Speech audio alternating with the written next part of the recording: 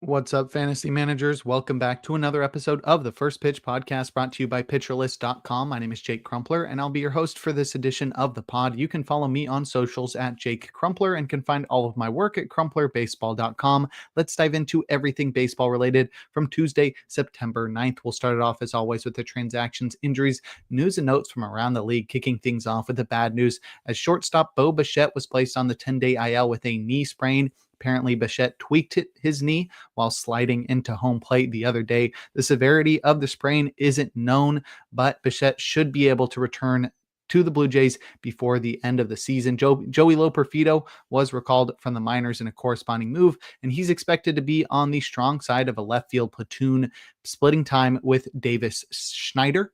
Ernie Clement is expected to take over for Bo Bichette at shortstop until he returns from the injured list. Next, we have first baseman Warming Bernabel, who was placed on the 7-day concussion IL. Hopefully he recovers quickly. First baseman Michael Toglia was recalled from the minors in a corresponding move, and Toglia is expected to take over every day at first base for the Rockies in Bernabel's absence. Next, we have outfielder Kyle Tucker, who was placed on the 10-day IL with a calf strain, retroactive to September 6th, which means Tucker could return in just a week's time. In a corresponding move, catcher Moises Ballesteros was recalled from the minors. He's the Cubs' number 2 prospect, and he'll be a backup catcher to everyday catcher Carson Kelly. Willie Castro, though, is expected to see most of the time in right field until Kyle Tucker returns. And lastly, starting pitcher Dustin May was placed on the 15-day IL with elbow neuritis. Not the best diagnosis at this stage of the season for May, so it will be difficult for him to return before the end of the season. Luckily, they have some great reinforcements on the way, as starting pitcher Connolly Early, Boston's number 6 prospect according to MLB Pipeline, was selected from the minors for his MLB debut in Sacramento on Tuesday, and he did so well that we'll break down that start in depth in a little bit.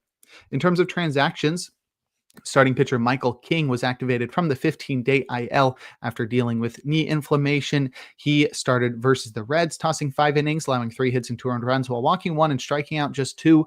King induced just 1 whiff with 22% CSW across 63 pitches, so he definitely wasn't at his best, but he survived against a pretty weak Reds lineup.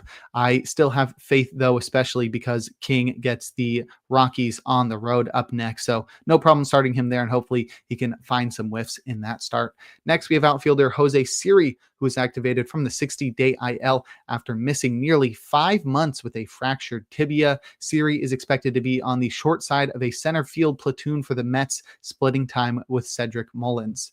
Next, we have starting pitcher Chad Patrick of the Brewers, who was recalled from the minors to start in Texas against the Rangers. Patrick tossed 4 1/3 innings, allowing 3 hits and 3 earned runs while walking 3 and striking out 6. He induced 11 whiffs with 34% CSW across 80 pitches, and this was supposed to just be a spot start for Patrick, so he's likely headed back to the minors later today.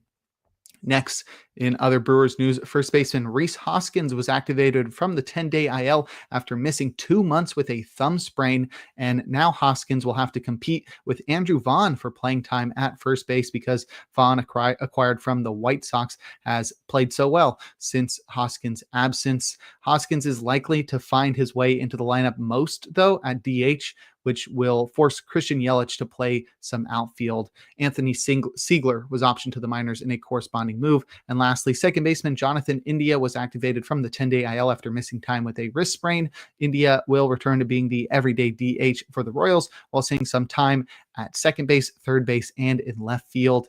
And in terms of news, starting pitcher Spencer Arrighetti is seeking a second opinion after being placed on the IL with elbow inflammation. Not a good sign. It's never good when a pitcher is going to seek a second opinion, because that usually means the first opinion was not good and was likely surgery or something like that. So hopefully Arrighetti can avoid elbow surgery, but the way things are going right now, it's not headed down the path you want Arrighetti headed down.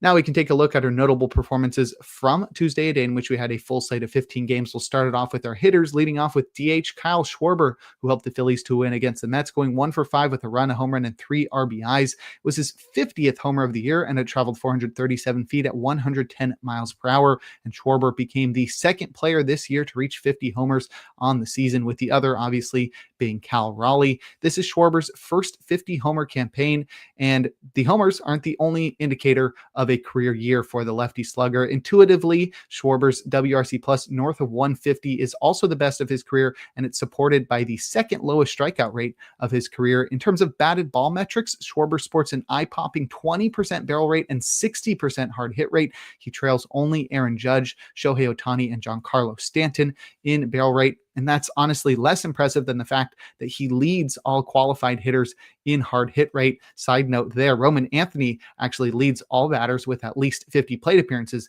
in hard hit rate. So good sign for a continuation of his impressive rookie campaign in his sophomore campaign next year. But back to Schwarber, he's pulled the ball more than ever this year, which has allowed him to tap more into his power. And StatCast suggests he's actually been unlucky this year. With the shift ban a couple years ago, we saw Schwarber's batting average shoot up to 248 last year due to a near 100-point increase in BABIP to 301. He's batting 240 this year, an improvement over his career mark, but still a drop-off from last year. However, his 251 BABIP suggests he should be performing even better, with a mid-career surge that has seen Schwarber hit at least 38 bombs in each of his last 6 full seasons, discounting 2020, putting him at 333 for his career. Schwarber's got a shot at reaching 500 homers before all is said and done, which should give him an interesting Hall of Fame case, as there are no non-steroid users with 500 homers that haven't made the Hall of Fame. And Schwarber's just somebody without any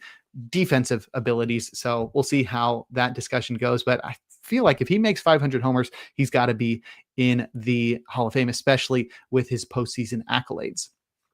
Next, we have outfielder Teoscar Hernandez, who helped the Dodgers to win against the Rockies.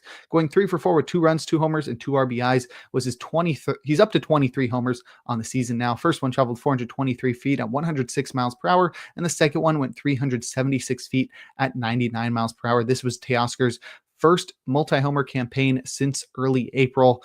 In Teoscar's first season with the Dodgers in 2024, Hernandez put up the second best season of his career, rivaling his 2021 full season breakout. But it's been a massive step back this year, as Hernandez owns his lowest WRC plus since debuting with the Astros in 2016. I had honestly forgotten that Hernandez ever played for the Astros, and Hernandez's WRC plus below 100 is his first below average mark since that 41 game cameo with the Astros in 2016. But everything's pointing to a hot month finish to the season for Hernandez, as his 12% barrel rate points to a hitter that still possesses elite power. Hernandez has been more selective this year, and pitchers haven't been afraid to challenge him in the zone. I think Hernandez needs to become more aggressive at the plate with all the pitches he's seeing in the zone if he's going to produce more games like he did on Tuesday. But if you'd like a breakdown of other notable hitting performances, check out the daily Batters Box article over on PitcherList.com. Now we'll head to the mound and check out some notable starting pitching performances, opening with the aforementioned Connolly Early, who helped the Red Sox to win in Sacramento, tossing 5 shutout innings, allowing 5 hits and 1 walk, while striking out 11. He induced 19 whiffs with 38% CSW across 90 pitches, earning the Golden Goal, as he earned the Gallows Pole by leading baseball with his 19 whiffs and the King Cole by leading baseball with his 38% CSW. And what an MLB debut for Early. His call-up really wasn't overly hyped, but he's certainly got my attention now after tying the Red Sox franchise record for strikeouts in an MLB debut. Early has had a great year between AA and AAA with a 2.60 ERA, a 1.11 whip, and a 32% strikeout rate, and he immediately parlayed that into MLB success. Let's dive into Early's start. Connolly displayed a deep arsenal from the left side, sporting a mid-90s four-seamer with 7 feet of extension as his primary offering, and supported that fastball with a curveball as his main secondary offering.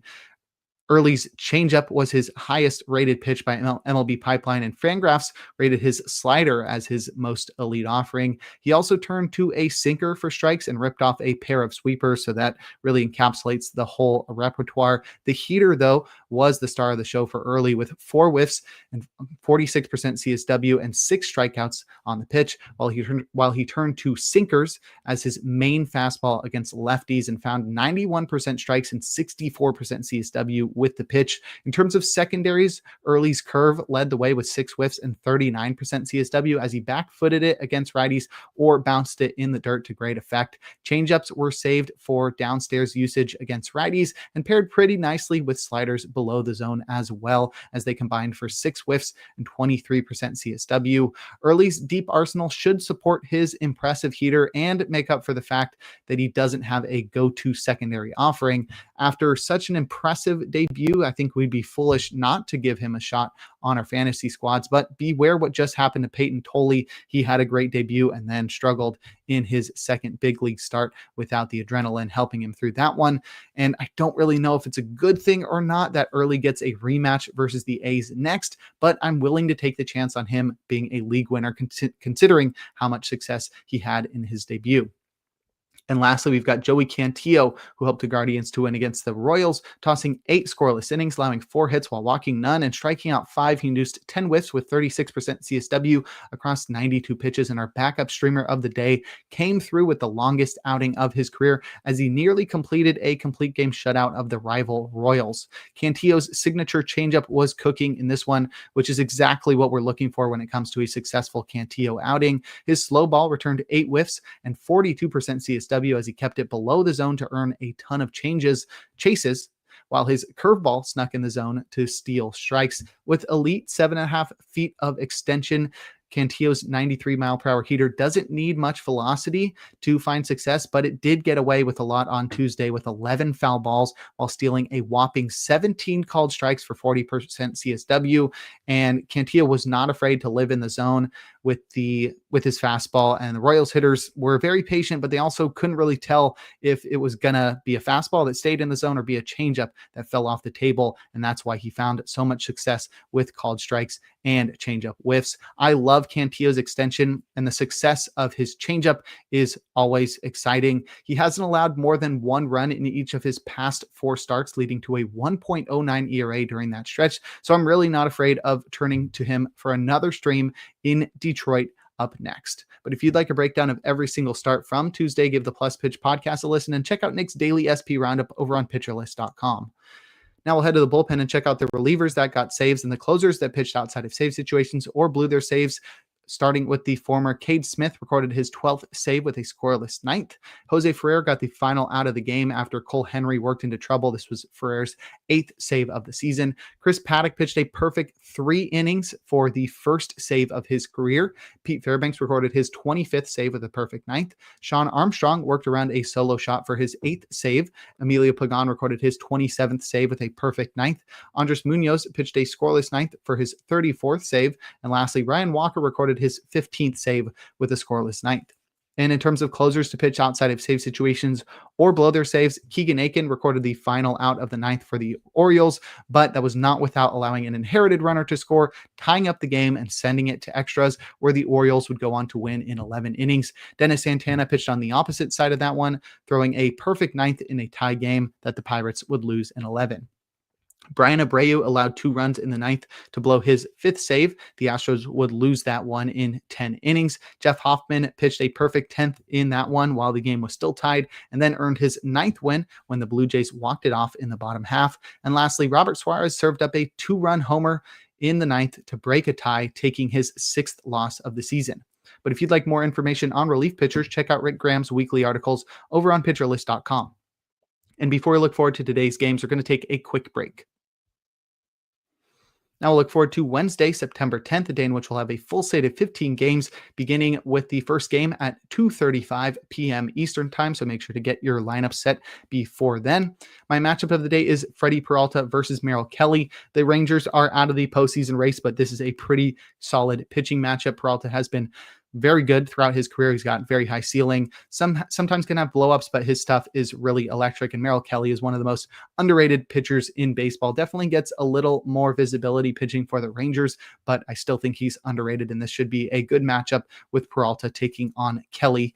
In terms of probable starters, we've got 9 guys in the auto starts tier, including both Peralta and Kelly we've also got Paul Skeens in Baltimore, Blake Snell versus the Rockies, and Logan Gilbert versus the Cardinals. Our probably start steer has 5 guys, and that's where we'll find our streamer of the day in Tyler Wells versus the Pirates. He was very solid in his return from UCL surgery last time out, and now he gets a very easy lineup versus the Pirates. I'm definitely starting Wells there. I'd also keep an eye out for Eduardo Rodriguez in San Francisco. He does have an ERA over 5, but his last 2 starts have been great. And we've seen from time to time this year, Rodriguez have incredibly successful streams. The Giants lineup is heating up a bit, but I do like streaming in San Francisco. That ballpark's definitely favoring pitchers, and Rodriguez could find success against the Giants on Wednesday. In terms of hitter suggestions, I'd be looking at Marlins hitters versus Jake Irvin and his 5.71 ERA in Lone Depot Park. Irvin has really been struggling in the second half. I'll also target Dodgers hitters versus Kyle Freeland and his 5.10 ERA